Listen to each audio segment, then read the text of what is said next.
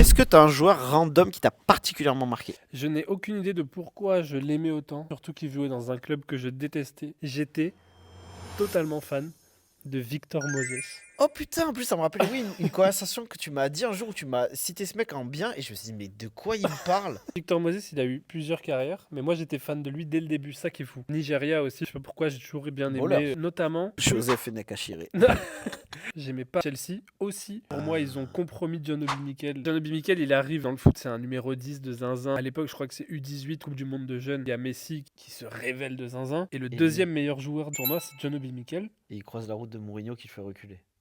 Exactement. Et Victor Moses, en fait, je sais pas, j'ai dû voir peut-être. C'est un mec qui avait une grosse frappe. Galère à Chelsea au début. Il est prêté dans plein de clubs. C'est l'époque où ils avaient Piazzone, qu'ils ont dû Oh, prêter 9 fois Luca Piazzone. C'est un truc de fou. À cette époque-là, ouais, Chelsea c'était hardcore. Ça. Ils ont fait pareil avec Lukaku, ils ont fait pareil avec De Bruyne. Bref, Moses, il fait un peu le tour de la première ligue. Et du coup, moi, je le vois jouer dans différentes équipes. Et t'es séduit. Ouais, je suis séduit par Victor Moses. Mais en plus, il fait pas des perfs de fou. De temps en temps, il a des éclairs, tu vois. Mais je sais pas pourquoi je suis séduit par ce mec. La gloire de Victor Moses arrive. C'est sous Antonio Conte qui fait le piston. C'est ça. L'histoire se répète. Le Nigérian bowler est replacé à un poste plus ingrat, on va dire. Victor Moses, si tu passes par là, parce que en tant que fan d'Arsenal, hater de Chelsea, j'ai toujours eu de l'amour pour toi. J'étais content quand tu faisais des bonnes actions, alors même que ça signifiait des victoires de Chelsea. Un pincement au cœur, quoi.